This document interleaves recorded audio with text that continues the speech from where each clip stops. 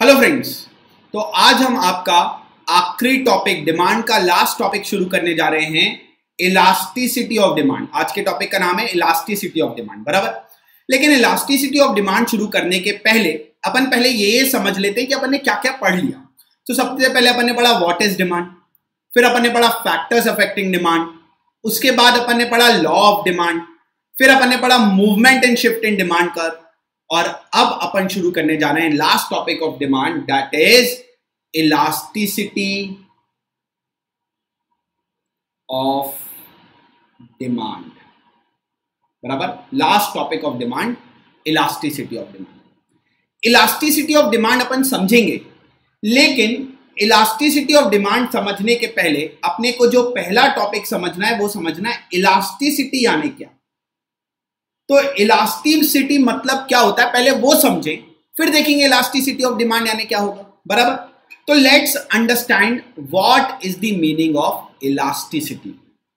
लेकिन elasticity of demand शुरू करने के पहले एक बार अपन लॉ ऑफ डिमांड देख लेते हैं, तो थोड़ा अपने को इजी पड़ेगा, है ना। इलास्टिसिटी ऑफ डिमांड आज अपना टॉपिक है। अपन इलास्टिसिटी ऑफ डिमांड समझने के पहले इलास्टिसिटी वर्ड का मतलब तो समझ लें कि इलास्टिसिटी यानी क्या होता है, बराबर। फिर अपन इलास्टिसिटी ऑफ डिमांड पे जाएंगे। तो इलास्टिसिटी वर्ड समझने के पहले अपने को समझना होगा लॉ ऑफ डिमांड क्या बोलता था, ठीक है। तो लॉ ऑफ डिमांड क्या बोलता था बेटा, when other factors are constant. क्या बोलता था, when other factors are constant and only price of the commodity changes, to demand of the commodity also changes। यही तो बोलता था कि प्राइस के चेंज होने से डिमांड चेंज होगा। प्राइस बढ़ेगा तो डिमांड कम होगा, प्राइस कम होगा तो डिमांड बढ़ेगा, यही बोलता था। मतलब लॉ ऑफ डिमांड बोलता था कि प्राइस के बदलने से डिमांड बदलेगा, लेकिन कितना। सो फॉर एग्जाम्पल, अगर मान लीजिए प्राइस थी 10 रुपए तो डिमांड थी 1000 यूनिट्स, फॉर एग्जाम्पल। अब प्राइस हो गया 15 रुपए, प्राइस बढ़ गया, तो प्राइस के बढ़ने से डिमांड कम होगी, तो 1000 से D2 कम हो जाएगा, लेकिन कितना, ये लॉ ऑफ डिमांड बताता है क्या। 1000 से भाई कम होगा, ये लॉ ऑफ डिमांड बोलता है कि प्राइस बढ़ गया है तो डिमांड बढ़ेगी, प्राइस बढ़ गया है तो डिमांड कम होगी, बराबर। लेकिन कितनी कम होगी, 1000 से 900 हो जाएगी, 800 हो जाएगी, 700 हो जाएगी, कितनी हो जाएगी, ये लॉ ऑफ डिमांड नहीं करता। तो आपको इलास्टिसिटी समझने के पहले आपको लॉ ऑफ डिमांड एकदम क्लियर होना चाहिए। लॉ ऑफ डिमांड क्या बोलता था कि लॉ ऑफ डिमांड बोलता था फ्रेंड्स कि प्राइस के बदलने से डिमांड बदलेगी, प्राइस बढ़ेगी तो डिमांड कम होगी, प्राइस कम होगी तो डिमांड बढ़ेगी। प्राइस के चेंज होने से डिमांड चेंज होगी, लेकिन कितनी, हाउ मच, कितनी होगी ये नहीं बताता। प्राइस अगर 10 से 15 रुपए हो गया तो डिमांड 1000 से कम होगी, ये लॉ ऑफ डिमांड बोलता है। लेकिन बेटा 900 हो जाएगी, 800 हो जाएगी, 850 हो जाएगी, 700 हो जाएगी, कितनी हो जाएगी, ये लॉ ऑफ डिमांड नहीं बताता। ये हमको बताता है इलास्टिसिटी। इलास्टिसिटी हमको बताता है कि प्राइस के चेंज होने से डिमांड कितना चेंज होगा। लॉ ऑफ डिमांड हमको क्या बताता है, लॉ ऑफ डिमांड बताता है प्राइस के बदलने से डिमांड बदलेगी, लेकिन कितनी बदलेगी, हाउ मच, ये हमको लॉ ऑफ डिमांड नहीं बोलता, ये हमको इलास्टिसिटी बताता है। तो इलास्टिसिटी हमको क्या बता रहा है, इलास्टिसिटी हमको बता रहा है इट इज अ रेशियो और रिस्पॉन्सिवनेस, ठीक है। इलास्टिसिटी एक तरीके का रेशो, एक तरीके का रिस्पॉन्सिवनेस है। इट इज अ रेशो और responsiveness of percentage change in dependent variable due to percentage change in independent variable. अब ये क्या नया है सर, नहीं समझा, कोई बात नहीं। देखो अपन ने इलास्टिसिटी में ये तो समझ लिया कि लॉ ऑफ डिमांड हमको ये बोलता है प्राइस के बदलने से डिमांड बदलेगा, बट लॉ ऑफ डिमांड हमको ये नहीं बताता कि कितना बदलेगा, ये हमको इलास्टिसिटी बताता है, बराबर। कि अगर प्राइस 10 से 15 हो गई तो डिमांड कम होगी, ये हमको लॉ ऑफ डिमांड बोलता है कि डिमांड कम होगी। लेकिन कितनी कम होगी, 900 800, ये हमको प्राइस, ये हमको लॉ ऑफ डिमांड नहीं बताते, हमको इलास्टिसिटी बताता। How much is govern by elasticity. Clear? तो कैन आई से इलास्टिसिटी हमको ये बता रहा है कि डिमांड कितना चेंज होगा, यही तो बता रहा है। डिमांड कितना चेंज होगा, किसके कारण? प्राइस के कारण। यही तो बता रहा है, डिमांड कितना चेंज होगा प्राइस के कारण। तो कैन आई से डिमांड इज डिपेंडेंट, बोल सकता हूं मैं डिमांड डिपेंडेंट है किस पर? प्राइस पर। तो प्राइस हो गया इंडिपेंडेंट। तो इलास्टिसिटी हमको क्या बता रहा है? इलास्टिसिटी हमको बता रहा है डिपेंडेंट वेरिएबल कितना चेंज होगा इंडिपेंडेंट वेरिएबल के कारण। ये बता रहा है ना, डिपेंडेंट वेरिएबल कितना चेंज होगा इंडिपेंडेंट वेरिएबल के कारण। तो can I write down the definition? It is a ratio और responsiveness of percentage change in dependent variable due to percentage change in independent variable. Dependent variable change होगा कितना? Independent variable के कारण। Clear? तो elasticity clear हो गया। Elasticity हमको बताता है कि डिपेंडेंट वेरिएबल कितना चेंज होगा due to change in independent variable. Clear? अब ये एक तरीके का क्या है? रेशो है। तो अगर मैं इलास्टिसिटी का फॉर्मूला बनाऊं कि इलास्टिसिटी का क्या फॉर्मूला बनेगा, तो रेशो ऐसे लिखते हैं, न्यूमरेटर और डिनोमिनेटर। ऊपर क्या लिखना है? Percentage change in dependent variable divided by percentage change in independent variable. ये हो गया आपका इलास्टिसिटी का फॉर्मूला। तो लॉ ऑफ डिमांड और इलास्टिसिटी में अंतर समझ रहा है? लॉ ऑफ डिमांड क्या बोलता था? प्राइस के बदलने से डिमांड बदलेगा, बट कितना बदलेगा वो इलास्टिसिटी बताएगा। तो डिपेंडेंट वेरिएबल कितना चेंज होगा ड्यू टू इंडिपेंडेंट वेरिएबल, यही तो हमको इलास्टिसिटी बताता है। Clear? So elasticity is what? It is a ratio और responsiveness of percentage change in dependent variable due to percentage change in independent variable. ये ratio आ गया, तो रेशियो अपन को न्यूमरेटर डिनोमिनेटर के फॉर्म में लिखना पड़ता है। Percentage change in dependent variable divide by percentage change in independent variable. Clear हो गया इलास्टिसिटी? ठीक है सर, इलास्टिसिटी क्लियर हो गया। अब इलास्टिसिटी की डेफिनेशन अपन ने समझ ली। ठीक है, अब इलास्टिसिटी जो है वो दो टाइप की होती है। कितने टाइप की? दो टाइप की। एक होती है इलास्टिसिटी ऑफ डिमांड, दूसरी होती है इलास्टिसिटी ऑफ सप्लाई। इलास्टिसिटी भी कितने टाइप की होती है? दो टाइप की होती है। एक होती है इलास्टिसिटी ऑफ डिमांड, दूसरी होती है इलास्टिसिटी ऑफ सप्लाई। अभी अपन समझेंगे इलास्टिसिटी ऑफ डिमांड, जब अपन सप्लाई में जाएंगे तो अपन इलास्टिसिटी ऑफ सप्लाई समझेंगे। क्लियर? तो अभी अपना प्रेजेंट टॉपिक क्या है? Elasticity of demand. चलो तो शुरू करते हैं elasticity of demand.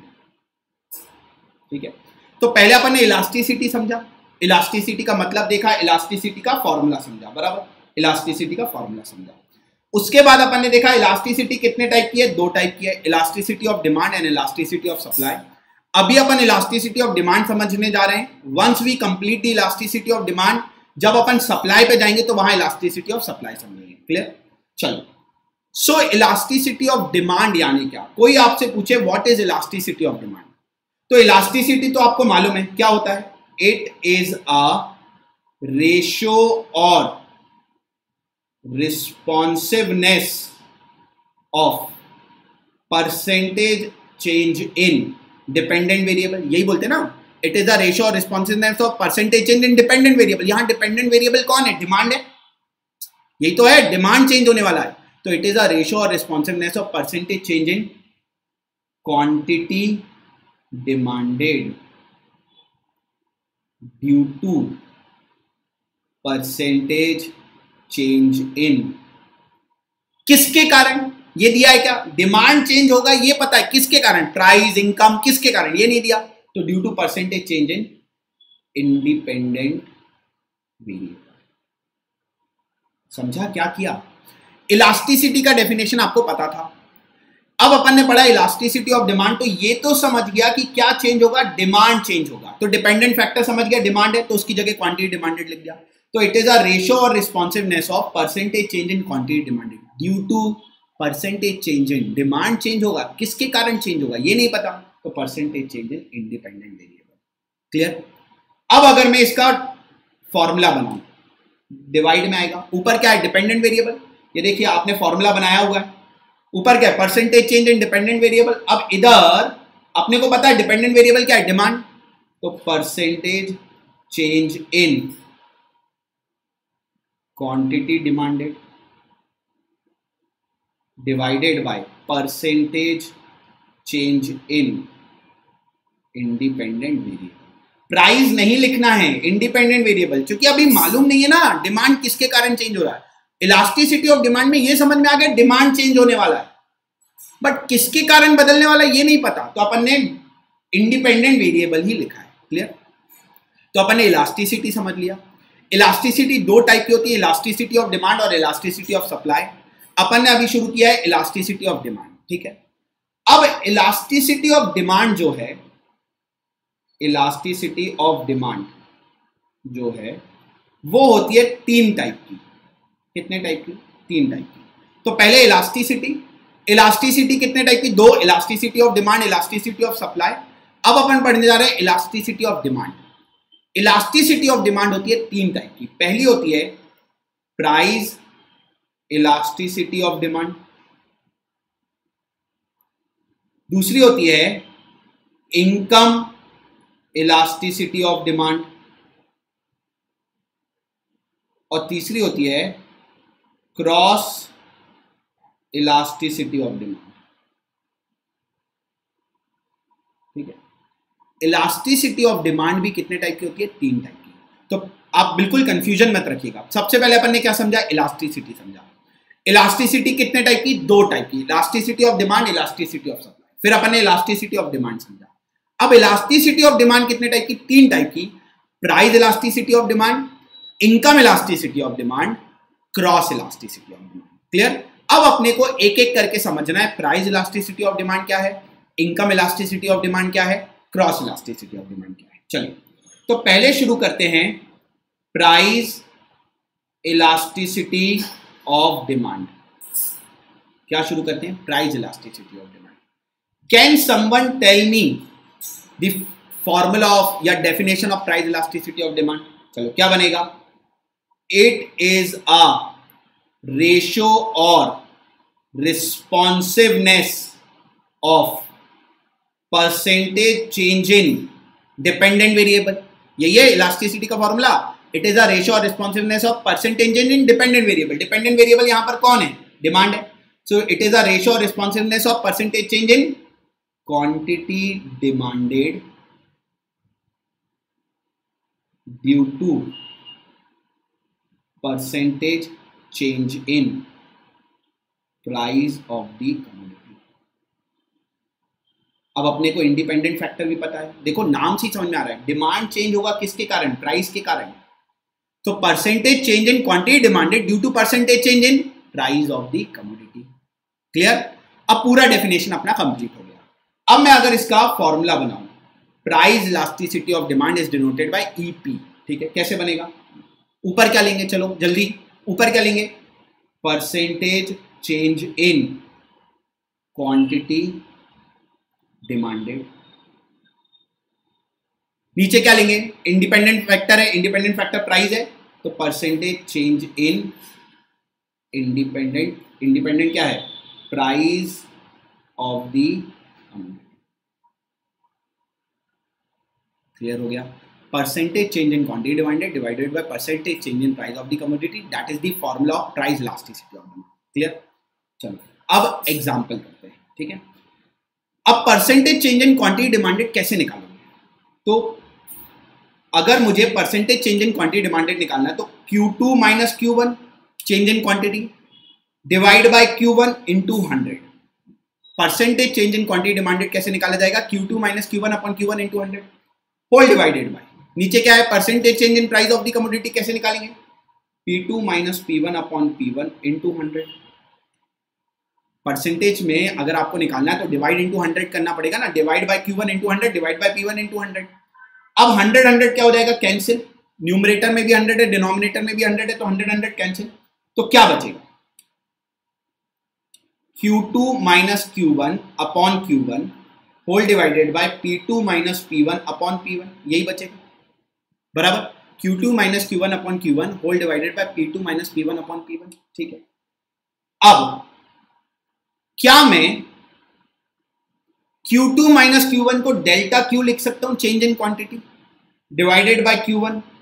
Q2 minus Q1 को मैंने क्या लिख दिया, delta Q change in quantity divide by Q1 whole divided by P2 minus P1 को क्या लिख सकता हूं, delta P upon P1।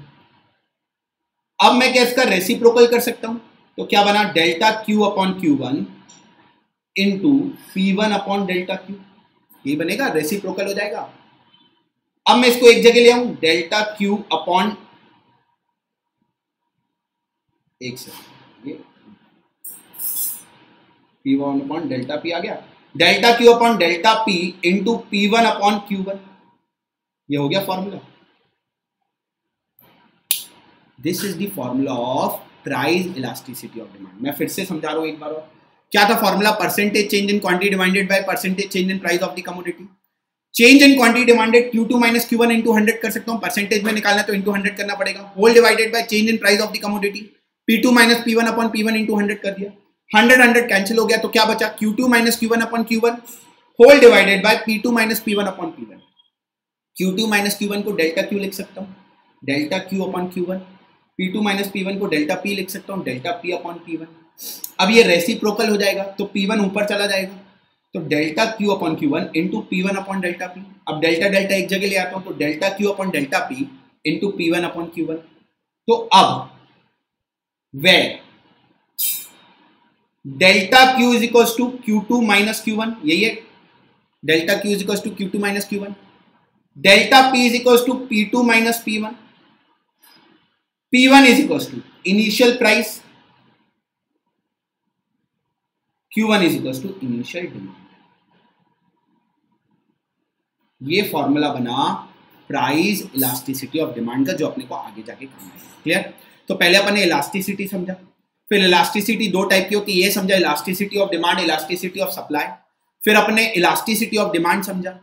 Elasticity of demand तीन टाइप की होती है, बराबर, प्राइस, इनकम और क्रॉस। फिर अपन ने प्राइस इलास्टिसिटी ऑफ डिमांड समझा।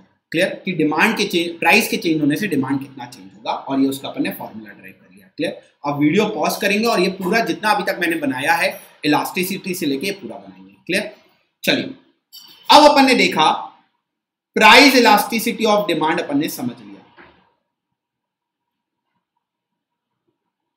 अब प्राइस इलास्टिसिटी ऑफ डिमांड भी 5 टाइप का होता है। कितने टाइप का? 5 टाइप का। इसको मैं इस तरीके से बनाऊंगा, ठीक है। प्राइस इलास्टिसिटी ऑफ डिमांड भी कितने टाइप का होता है? 5 टाइप का। पहला, परफेक्टली इलास्टिक डिमांड। दूसरा, परफेक्टली इन इलास्टिक डिमांड। तीसरा, यूनिटरी इलास्टिक डिमांड। चौथा, रिलेटिवली इलास्टिक डिमांड। पांचवा, रिलेटिवली इन इलास्टिक डिमांड। ठीक है। इलास्टिसिटी दो टाइप की, elasticity of demand, elasticity of supply. Elasticity of demand 3 type की, प्राइस, इनकम और क्रॉस। फिर प्राइस इलास्टिसिटी ऑफ डिमांड जो है वो है 5 टाइप की, perfectly elastic demand, perfectly in elastic demand, unitary elastic demand, relatively elastic demand, relatively in elastic demand. अब अपने को एक एक ये समझना है और अपना price elasticity of demand complete होगा। ठीक है। अब देखते हैं परफेक्टली इलास्टिक डिमांड। पहला अपन पढ़ते हैं परफेक्टली इलास्टिक डिमांड। क्या पढ़ते हैं? Perfectly elastic demand. चलिए, अब परफेक्टली इलास्टिक डिमांड यानी क्या होता है? परफेक्टली इलास्टिक डिमांड उन गुड्स में देखा जाता है जहां पर when there is no change in price of the commodity. ऐसे गुड्स जिनकी प्राइस चेंज नहीं होती, when there is no change in price of the commodity but demand of the commodity changes. ऐसे गुड्स जिनकी प्राइस नहीं बदलती but demand बदल जाती है, उन गुड्स को बोला जाता है परफेक्टली इलास्टिक डिमांड है उन गुड्स में। क्लियर? तो ऐसे गुड्स जहां पर जिन गुड्स की प्राइस नहीं बदलेगी, मतलब पहले 10 थी अभी भी 10 है, लेकिन उनकी डिमांड बदलेगी, उनको बोलेंगे परफेक्टली इलास्टिक डिमांड गुड्स है। Clear? So when there is no change in price of the commodity but demand of the commodity changes. Example लेंगे, लेट्स से प्राइस 1 था 10 रुपए, तो डिमांड थी 1000 यूनिट्स। प्राइस तो 10 रुपए ही रहा, लेकिन डिमांड हो गई 1500 यूनिट्स। तो ऐसे गुड्स जिनकी प्राइस नहीं बदलती बट डिमांड बदल जाती है, उनको बोलते हैं परफेक्टली इलास्टिक डिमांड वाले गुड्स हैं। क्लियर? अब अपन इसकी इलास्टिसिटी निकालेंगे। तो इलास्टिसिटी का फॉर्मूला आपको याद है, क्या था? Percentage change in quantity demanded divided by percentage change in price of the commodity. यही फॉर्मूला था। इलास्टिसिटी निकालते क्या आएगा, चलो कैसे लगाएंगे? Q2 minus Q1 upon Q1 into 100 whole divided by P2 minus P1 upon P1 into 100। यही है। 100 क्या हो जाएगा? कैंसिल हो जाएगा, क्योंकि न्यूमरेटर डिनोमिनेटर में 100 है। तो क्या बचेगा? Q2 minus Q1 upon Q1 whole divided by P2 minus P1 upon P1, यही बचेगा। चलो अब इस फॉर्मूले में अपन वैल्यूज पुट करते हैं। चलो Q2 क्या था? 1500 और 100,000। Q2 मतलब वही हुआ ना, क्वांटिटी डिमांडेड। ठीक है, तो 1500 माइनस 1000 अपॉन Q1 मतलब 1000 whole divided by P2 minus P1, तो पहले भी 10 था, minus 10 upon 10। 1500 minus 1000 500 divide by 1000 whole divide by 0 by 10। ठीक, 500 डिवाइड बाय 1000 इंटू 10 बाय 0, यही आएगा, रेसिप्रोकल हो जाएगा। अब जब मैं 5000 डिवाइडेड बाय 0 हो जाएगा, इसको सॉल्व करोगे तो anything divide by 0, anything divide by 0 is infinity. मतलब परफेक्टली इलास्टिक डिमांड के गुड्स में, परफेक्टली इलास्टिक डिमांड्स के गुड्स में इलास्टिसिटी क्या आती है? इंफिनिटी आती है। क्या आती है? इंफिनिटी आती है। क्लियर? तो बिल्कुल भूलेंगे नहीं, परफेक्टली इलास्टिक डिमांड के गुड्स में इलास्टिसिटी क्या आती है? इंफिनिटी आती है। ठीक है, अब चलो ग्राफ बनाते हैं परफेक्टली इलास्टिक डिमांड का। मैंने आपको डिमांड कर्व बनाना सिखाया था, बराबर? कैसे बनाते हैं डिमांड कर्व? ये हो गया y एक्सिस, ये हो गया x एक्सिस। x एक्सिस पे क्या लेते हो आप? Quantity demanded. y एक्सिस पे क्या लेते हो? Price of the commodity. पहले प्राइस कितना था? 10 रुपए था, तो डिमांड कितनी थी? 1000 यूनिट्स थी। बाद में भी प्राइस 10 ही रुपए रहा, लेकिन डिमांड 1000 से 1500 हो गई 1500। प्राइस और डिमांड के बीच में बनाए गए ग्राफ को क्या बोलते हो आप? प्राइस और डिमांड के बीच में बनाए गए ग्राफ को क्या बोलते हो? सर डिमांड कर्व, ये बोलते हैं ना डिमांड कर्व। प्राइस और डिमांड के बीच में बनाए गए ग्राफ को क्या बोलते हो? Demand curve. कैसा आया? Straight line parallel to X axis, यही आया। ठीक है, मतलब परफेक्टली इलास्टिक डिमांड में इलास्टिसिटी कैसी होती है? अब भी निकाला, इलास्टिसिटी कैसी होती है? इंफिनिटी। डिमांड कर्व कैसा आता है? Straight line parallel to X axis. ये दो बहुत इंपॉर्टेंट चीजें हैं। ठीक, ये हो गया परफेक्टली इलास्टिक डिमांड, पहला खत्म। अब दूसरे का आता है। दूसरा क्या है? परफेक्टली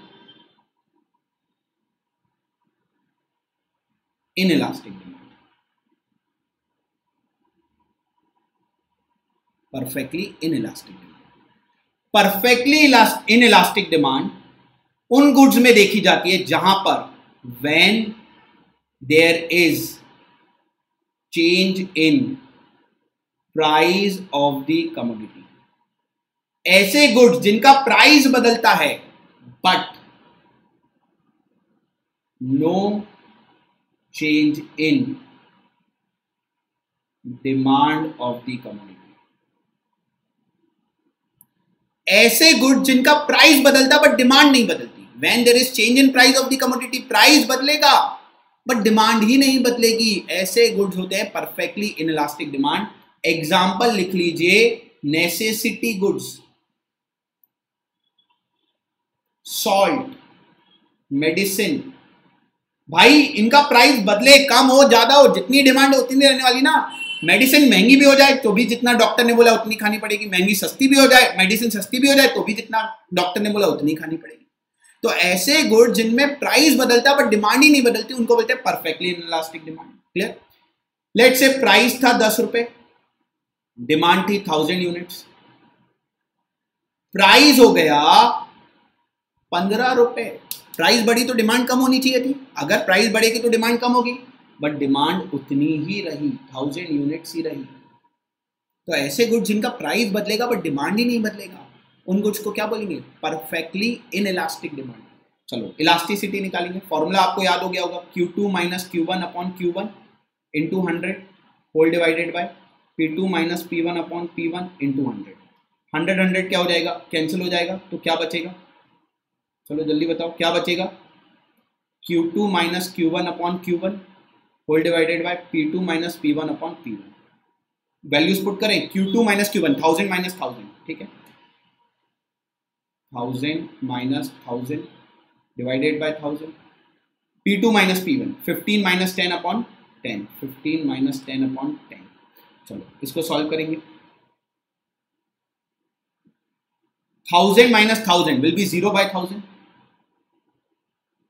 15 माइनस 10 मतलब 5 bye 10,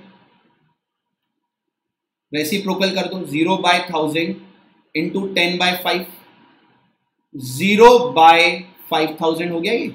0 into 10 will be 0 divide by 5000, 0 divide by anything is 0।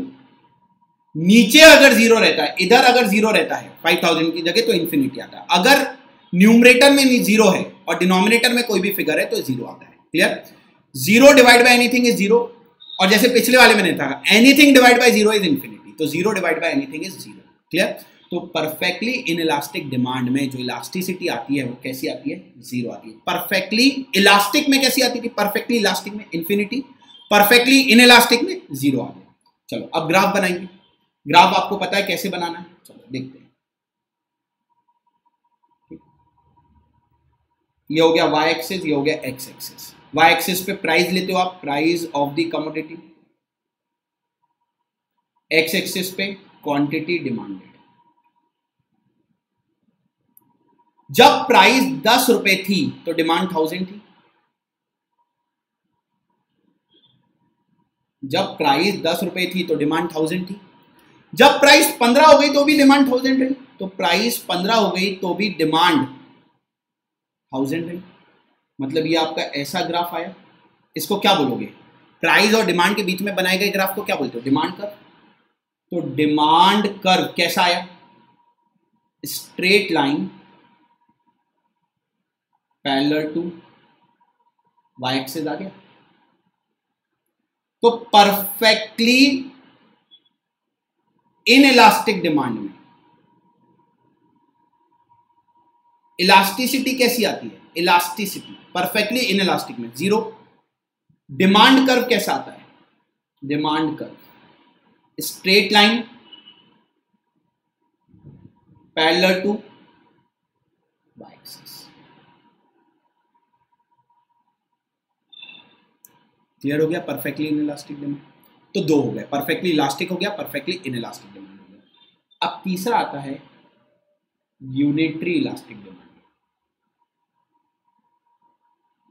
तीसरा आता है unitary elastic demand. Unitary elastic demand क्या बोलता है? यूनिटरी इलास्टिक डिमांड उन गुड्स में होता है when proportion of change in price of the commodity, when proportion of change in price of the commodity is equals to proportion of change in demand of the commodity। मतलब जितने से price change होगा उतने से ही demand भी change होगी। दोनों अगर इक्वल चेंज हो रहे हैं तो प्राइस अगर 50% चेंज हुआ तो डिमांड भी 50% चेंज होगी। ऐसे गुड्स को बोला जाता है यूनिटरी इलास्टिक डिमांड, और जनरली ये किसी गुड्स में नहीं देखा जाता। ऐसा रियल लाइफ में तो कहीं नहीं होता, बट अगर ऐसा होता तो यूनिटरी इलास्टिक डिमांड बोलते हैं। क्लियर? एग्जाम्पल, सपोज प्राइस थी 10 रुपए तो डिमांड थी 1000 यूनिट्स। अब प्राइस हो गई 15 रुपए, प्राइस बढ़ गई तो डिमांड क्या होगी? बताओ, प्राइस बढ़ गई तो डिमांड क्या होगी? बढ़ेगी? नहीं नहीं, प्राइस बढ़ गई, चीज महंगी हो गई ना, तो डिमांड कम हो जाएगी। तो ये हो गई 500 यूनिट्स। ठीक है, अब इलास्टिसिटी निकालेंगे। इलास्टिसिटी का फॉर्मूला आपको पता है, Q2 minus Q1 upon Q1 into 100 cut जाता है, वो मैं लिख नहीं रहा हूँ। P2 minus P1 upon P1, ऊपर 100 और नीचे 100 रहता है, वो तो कट जाता है। चलो वैल्यूज पुट करेंगे। ठीक है, वैल्यू पुट करेंगे। 500 minus 1000, 500 minus 1000 divided by 1000 whole divided by 15 minus 10 upon 10। ठीक है, तो 500 माइनस 1000 क्या हो गया? माइनस 500 हो गया, डिवाइडेड बाय 1000 हो गया।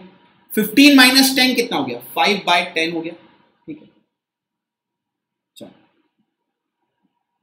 Minus 500 divided by 1000 into 10 by 5 आ गया। तो क्या हो गया? ये माइनस 5000 हो गया, माइनस 5000 डिवाइडेड बाय 5000, ये क्या आ गया? -1 आ गया। अब हमेशा याद रखिए, प्राइस और डिमांड का रिलेशन कैसा होता है? पॉजिटिव या नेगेटिव?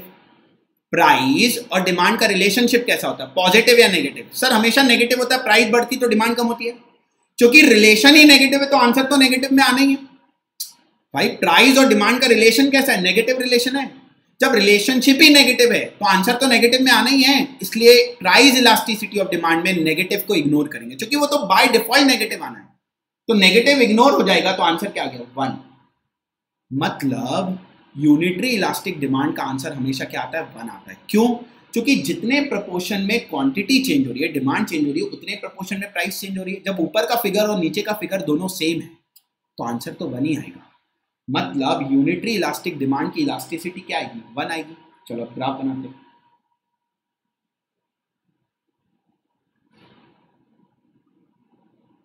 एक्स एक्सिस पे क्या लेते हो आप? Quantity demanded. वाई एक्सिस पे क्या लेते हो? प्राइस ऑफ द कमोडिटी, ये लेते हो।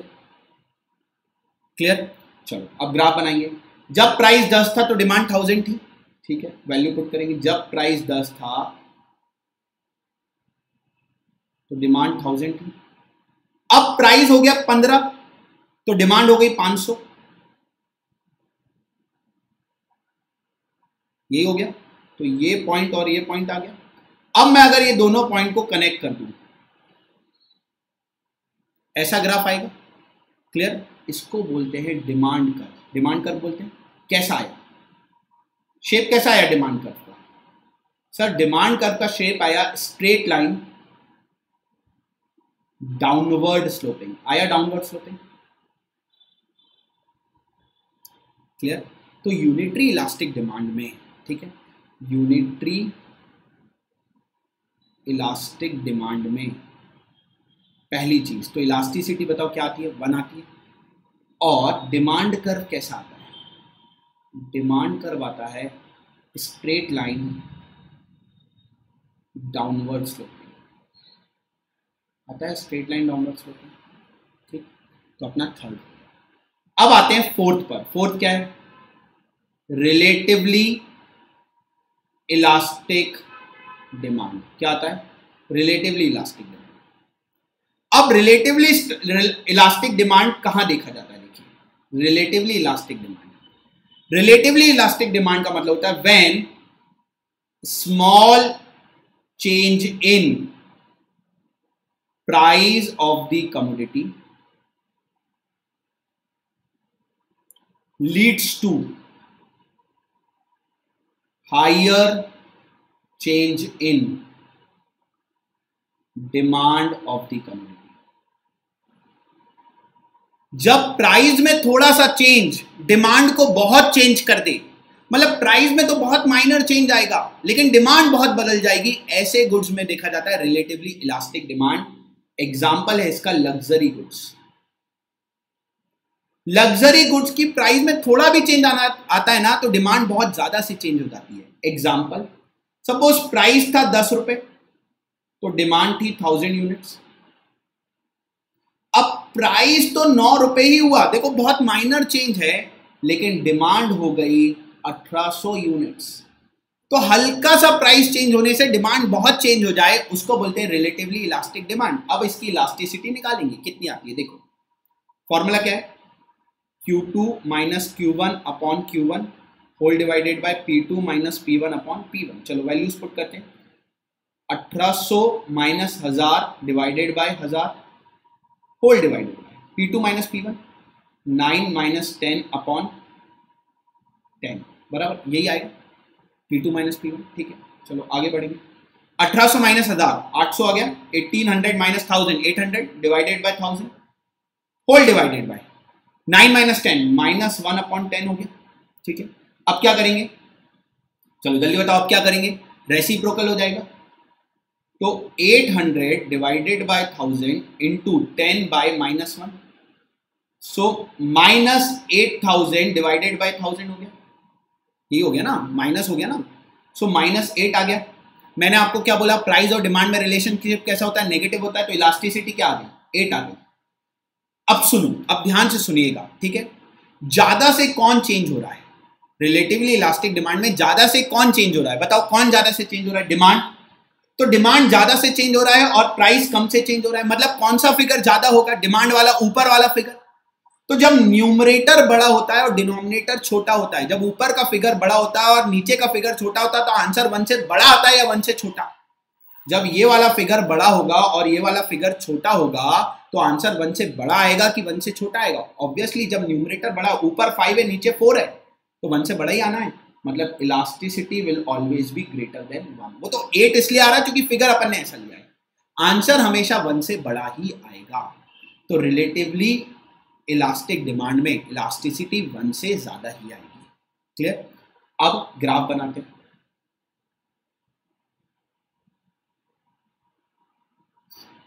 X axis, Y axis. X axis में क्वांटिटी डिमांडेड, वाई एक्सिस में प्राइस ऑफ द कमोडिटी, बराबर। अब देखते हैं ग्राफ, वैल्यूज पुट करो। जब प्राइस 10 था तो डिमांड 1000 थी, ठीक है।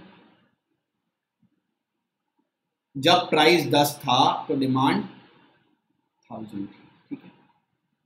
प्राइस 10 तो डिमांड 1000। अब प्राइस हुई 10 से 9, प्राइस देखो कितने से हुई, 10 से 9 ही हुई, डिमांड 1800 हो गई। चलो, तो प्राइस तो बहुत कम से चेंज हुई है, प्राइस तो बहुत कम से चेंज हुई है, मतलब 10 से 9 बहुत माइनर चेंज है, लेकिन डिमांड 1000 से 1800 हो गई, मतलब डिमांड का गैप ज्यादा आएगा, आया ना भाई। ये वाला गैप तो ज्यादा रहेगा ना, क्योंकि डिमांड बहुत ज्यादा से चेंज हुई है और प्राइस बहुत कम से चेंज हुई है, तो ये गैप कम रहेगा। अब मैं अगर इन दोनों पॉइंट्स को जोड़ दूं तो कुछ ऐसा ग्राफ आएगा, इस तरीके से ग्राफ आएगा। इस ग्राफ का नाम क्या बोलेंगे अपन, डिमांड कर्व। कैसा आया देखो, एकदम स्टीपर आ रहा है, सॉरी फ्लैटर आ रहा है, फ्लैटर, फ्लैट शेप हो रहा है, तो उसको बोलेंगे फ्लैटर शेप। मतलब रिलेटिवली इलास्टिक डिमांड में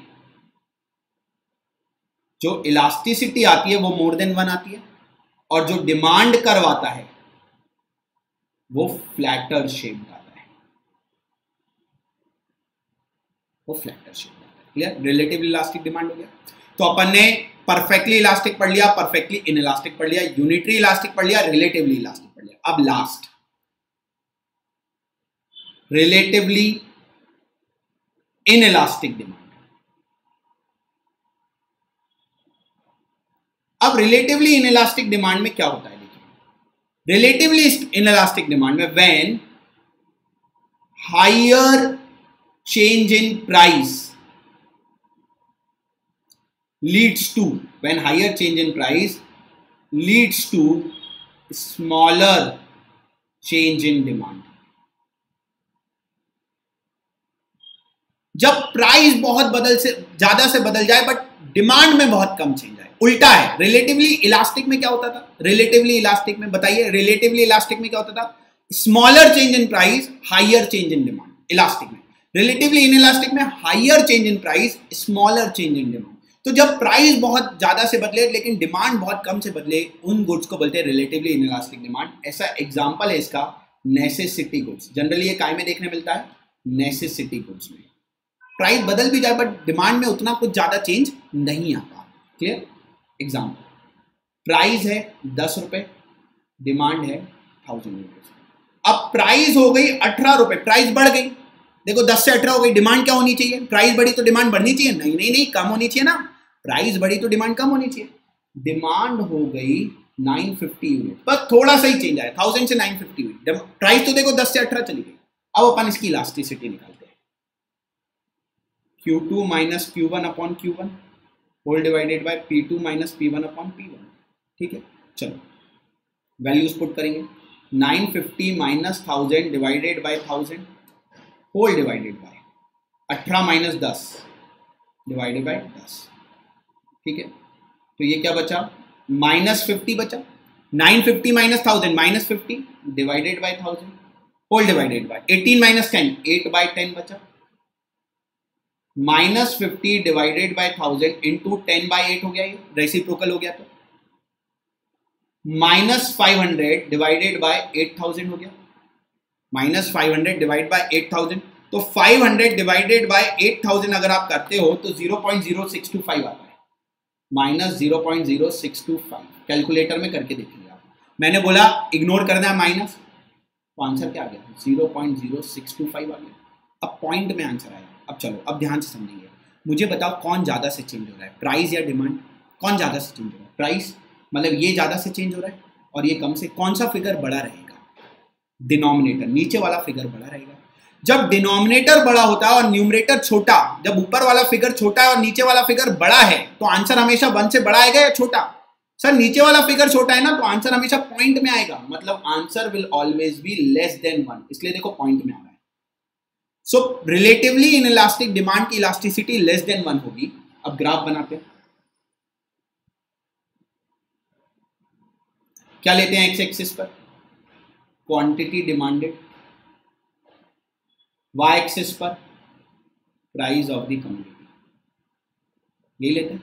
ठीक है, पहले प्राइस कितना था? 10 था, तो डिमांड 1000 थी। चलो, पहले प्राइस 10 था तो डिमांड 1000 थी। फिर प्राइस 18 हो गया, तो प्राइस में तो ज्यादा चेंज आया, लेकिन डिमांड तो बहुत कम से चेंज होगी, 950। तो भाई प्राइस ज्यादा से चेंज हुआ तो प्राइस का गैप ज्यादा रहेगा और डिमांड का गैप कम रहेगा। अब मैं अगर इन दोनों पॉइंट्स को मिला दूं, कुछ ऐसा ग्राफ आएगा। इस ग्राफ का नाम क्या बोलेंगे अपन? प्राइस और डिमांड के बीच के ग्राफ को क्या बोलते हैं? Demand curve.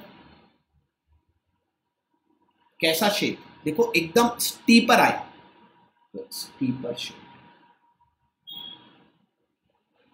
ठीक, मतलब रिलेटिवली इन इलास्टिक डिमांड में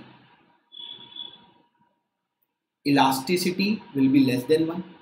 ठीक है, और डिमांड कर्व स्टीपर शेप, आगे स्टीपर शेप। तो यहां पर अपनी प्राइस इलास्टिसिटी ऑफ डिमांड की पांचों इलास्टिसिटी कंप्लीट होती है। कौन कौन सी? परफेक्टली इलास्टिक, ठीक है, perfectly elastic, perfectly in elastic, unitary elastic, relatively elastic और रिलेटिवली इन इलास्टिक। यही 5 पढ़ी अपन पर प्राइस इलास्टिसिटी में। ठीक है, अब अपन जो भी अपन ने पढ़ा है अपन उसको एक जगह सम अप कर लेते हैं, बराबर? एक जगह अपन क्या कर लेते हैं? सम अप कर लेते हैं। ठीक है, तो 2 चीजें अपन ने पढ़ी, एक पढ़ी इलास्टिसिटी और दूसरा पढ़ा क्या अपन ने पढ़ा ग्राफ।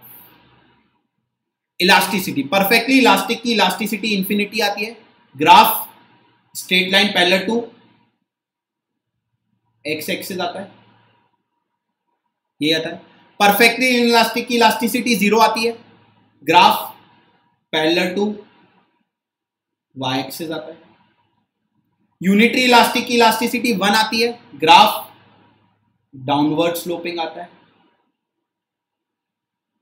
रिलेटिवली इलास्टिक की इलास्टिसिटी मोर देन 1 आती है, ग्राफ फ्लैटर आता है। रिलेटिवली इनइलास्टिक की इलास्टिसिटी लेस देन 1 आती है, ग्राफ स्टीपर आता है। तो ये आपके पास एक जगह लिखा होना चाहिए, क्लियर? ये आपके पास पूरा जितना अपन ने पढ़ा ये आपके पास एक जगह लिखा होना चाहिए। पूरे के पूरे वीडियो पॉज करके आप पूरा का पूरा एक जगह लिख के रखेंगे ताकि आपको एग्जाम वाले दिन ज़्यादा दिक्कत ना जाए। क्लियर? समझ गए यहाँ तक? सो यहाँ पर अपन ने प्राइस इलास्टिसिटी ऑफ डिमांड खत्म कर दिया। सबसे पहले अपन ने इलास्टिसिटी समझा। इलास्टिसिटी दो टाइप की, elasticity of demand, elasticity of supply. फिर अपन ने इलास्टिसिटी ऑफ डिमांड समझा। इलास्टिसिटी ऑफ डिमांड कितने टाइप की? 3 टाइप की, प्राइस, इनकम और क्रॉस। फिर अपन ने प्राइस इलास्टिसिटी ऑफ डिमांड समझा। और प्राइस इलास्टिसिटी ऑफ डिमांड कितने टाइप की? 5। Perfectly elastic, perfectly inelastic, unitary elastic, unitary elastic के बाद relatively elastic and relatively inelastic.